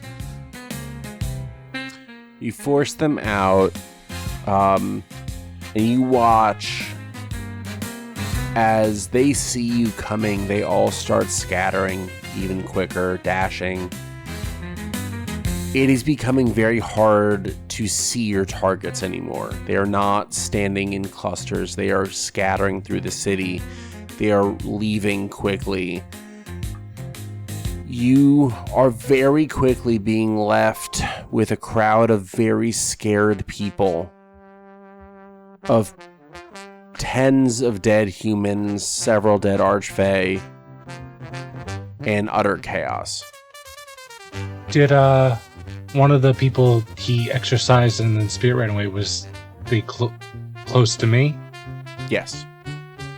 Could I sentinel attack that person? Or that spirit, rather? Can you hit a spirit? I don't know. Chomp doesn't know. He's gonna try. Okay. 24 to hit. Your blade passes through like a ghost. We never got Chomp a magic weapon. You are being left in the middle of what is left of Mardi Gras. Music plays from abandoned speakers. Parades are no longer active. You're covered in blood. You're covered in wounds. You're holding weapons. There are bodies everywhere. Police forces start to arrive. Armed guards start to arrive. I dip out. That's it for Chomp for the campaign. What is everyone doing? I mean, the spirits, are they still there, or do they start flying off, or whatever? The spirits are going through the city. They're trying to make as much chaos as possible. Right, but the ones that I force out of the body... They're flying off. Okay, because my turn didn't end, so I had walked closer, and then there was a cutscene. What would you like to do? So I guess if they're flying off as I'm getting closer, I would very much like to cast Calm Emotions and try and calm down the crowd that's around me.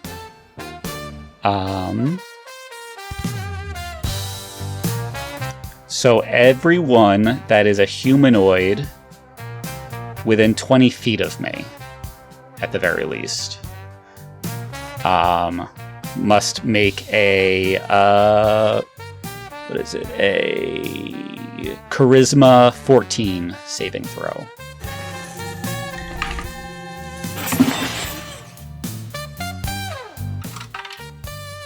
A lot of the common parade goers look visibly calmer.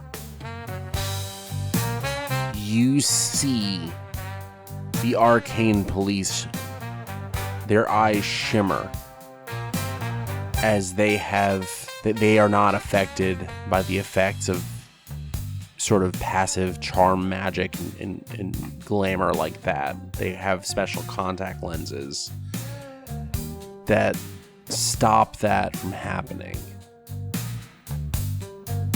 They begin to approach you. They have body armor on. They have riot shields. They have face masks. You were a moment ago flying above the city casting magic.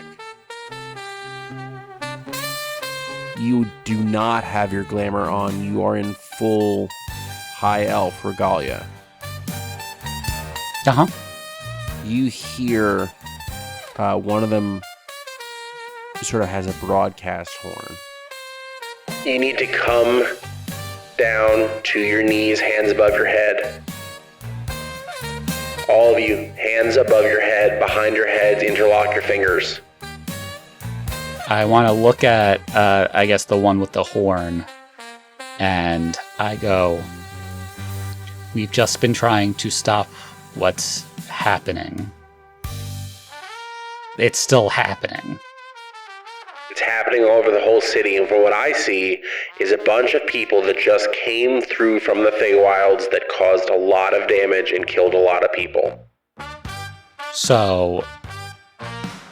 And I look to the people that I calmed, and I go, pointing at one of them, I was just like, what did you witness? What were we doing? Very placidly, well, I saw him shoot someone, and points at Zeb. I saw him kill someone with an axe, points at Chomp. I saw her take several swings with a sword, points at Onyx. Now, like, and those someones were... They were people in the parade. Cool. So this isn't effective. So what I'm gonna do is I am going to cast darkness and I am going to surround the guards who are surrounding us, because there is nothing they can do to see through this darkness. And I'm going to grab all of our friends and we are going to run. Where are you running? Anywhere else. Back through the portal. Back through the portal. And that darkness will stay up for 10 minutes. And I'm going to cast Are it. you going back into the Are you going towards the portal? I don't know. Where do you guys want to go? This Real is not quick, an in-game discussion. I got a nat 1 on calm emotion, so I'm just. Yeah, I got a 5. So people just have to drag Chomp because he's just. Zeb. When they said Zeb shot somebody, Zeb's like, guilty as charged. Yeah, and I'll fucking do it again. Who hasn't Zeb shot, really? So I think Onyx, you're the one who's always leading us. So which way are we going? Yeah, Al is like mid conversation, trying to be like they weren't people. They were like my possessed family. Has anyone made any sudden movements before the darkness happens? No, I'm very calm right now. No, I failed that check too. Al, did you get animated when you were trying to convince them? I am talking with a crowd person, being like, can you As you raise your hands, 10 officers draw down on you. You hear a radio go off. He casts magic. He's got his hands up. I'm not going to say it again. Interlock your fingers behind your head. And then darkness goes up. Which apparently I cast, according to them. That works for me. Where do you guys go? You have... Hold on, I'm thinking. Give me a second! Roll survival. 10. A 24 for survival. What is... But where are you going? Give me a second! Hold on, I'm stressed. 10, 9, 8, I just became the DM. 7, 6... Okay, I'm grabbing everybody and we're going back through the portal. You run through the darkness. The portal is gone. Fuck my life. I'm going to kick open a sewer grate that's on the floor and I am shoving Chomp right through it. And Zeb and everybody else, and we're going into the sewers. As we get down into the sewers, I go, I thought New Orleans didn't have sewers.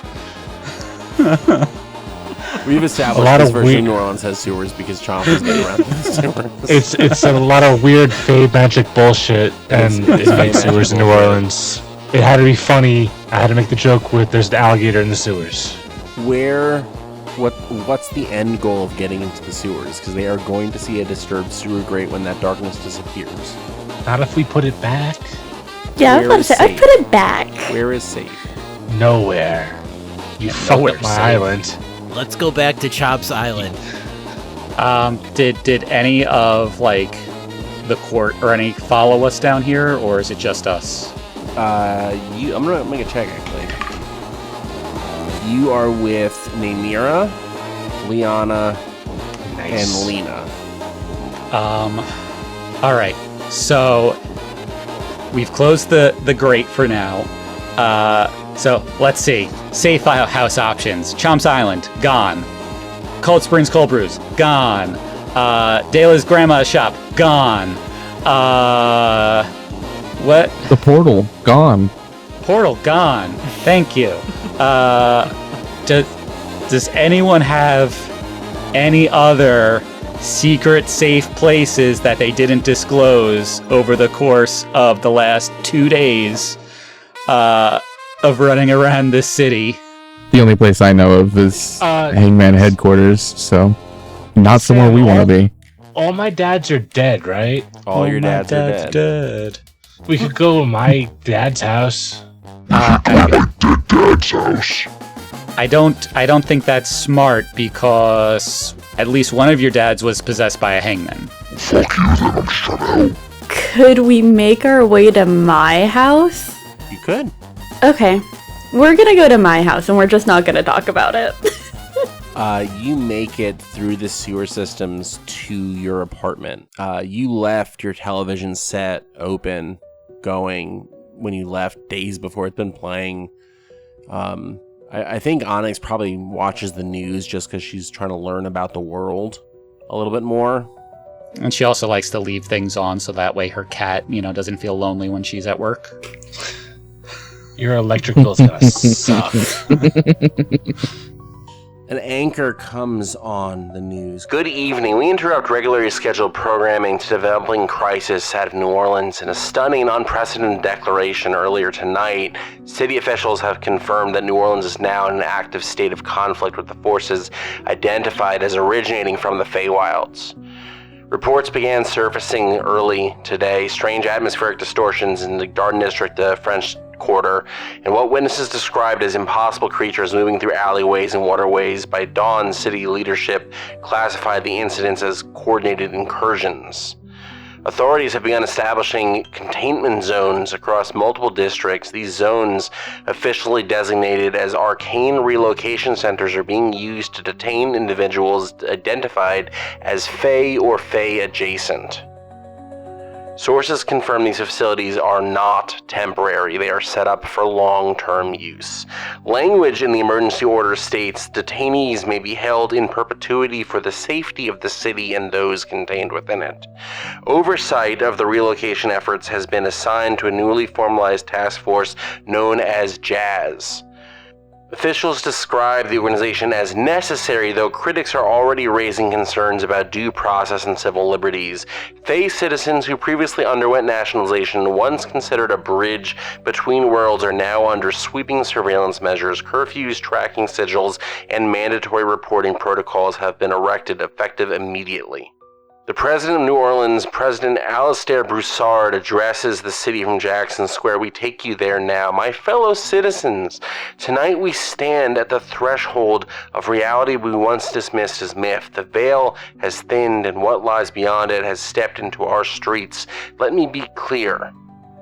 This is not an act of fear. This is an act of preservation. We did not choose this conflict, but we will define how it is fought. To those among us who carry Fey blood, who have built lives here in our city with our laws, you are not forgotten. But understand this: trust must now be earned anew in a world that has fundamentally changed overnight. We cannot afford uncertainty. That is why, effective immediately, I am appointing Zane Cold Springs as the head of Arcane Affairs. His knowledge of interplanar dynamics, his experience navigating both human and Fey systems, makes him uniquely qualified to guide us through this crisis. To the citizens of this city, remain vigilant, report anomalies, comply with all relocation directives. This is how we will endure. And to those beyond the veil who would test us, hear this: New Orleans will not fall quietly. The anchor picks up the broadcast again. Since the address, unconfirmed sightings of arcane disturbances have increased among the Mississippi River. Officials have neither confirmed nor denied rumors of breaches widening, more portals open, and more barriers breaking. Jazz units continue operations through the night. We leave you now with a final image coming in just moments ago from the French Quarter. You see an image of all of you standing, weapons raised, dead bodies around. Stay inside. We'll continue to monitor the situation as it unfolds. And the signal cuts out to static as the broadcast goes back into a loop. You are all standing in Onyx's living room. The broadcast loops again and begins. What's the plan? Hey, Onyx, you came in the legal way, right? I did. So that image of you on the TV, that's a pretty big red flag to anyone paying attention, like your caseworker or anything like that. Yeah. I think we don't have a long time to stay here. If we can get back into the Feywilds, we can go to the house that I have there. But it's getting back that's the problem. Your door, Onyx. Of course I do. Where's the nearest portal? Samson, that I would have known of that might not be one of the actual, like, policed portals, like how I would step through when I came here? The nearest portal is probably at the Mississippi Delta that is not heavily trafficked. So, the plan is get Onyx, to... we know you're in there. You have to open the door now. We know you're inside. You hear Greg Stevens. Of course, Greg Stevens. I fucking hate that asshole. Chomp just started What a picking guy. up heavy things and gingerly placing them in front of the door. Bella's sitting on the couch. Her eyes start rolling in the back of her head, and she's starting to channel a spirit. Yeah, as Della's sitting on that couch, Chomp picks up the couch with Della on it and puts it Fantastic. Which spirit are you Absolutely channeling? At this moment in Della's mind, she's not channeling a specific spirit, but she is begging and pleading in her mind for protection. When you leveled up to 6, you channeled Baron Mardi. He comes to you in this moment. He feels you reaching out. Oh, child. It's a big problem when spirits walk free and don't pass on. I'll help you. We gonna make this right, but it's going to take more than I think any of you are willing to give. Mist starts to fill Onyx's apartment as the door bursts open. Jazz pours in from the doorway. What about my awesome barricade that I made? I spent time on that. Jazz agents pour in from the barricade, weapons drawn, shields, battering rams, and they find an empty apartment. Just Mist. And the slight smell of bourbon. And that's where we'll leave Chapter 1 of Barrier Cities, New Orleans.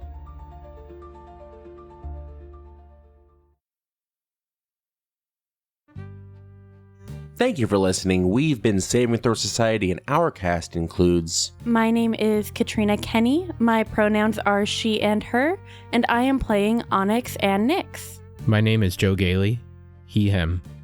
And I play Zebulon Cold Springs. Hey everyone, it's Alexis. I play Della Darkel.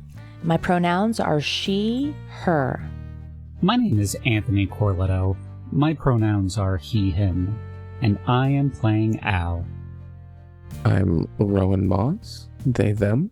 I play Ensemble. Hi, my name's Eric Trulick, he, him.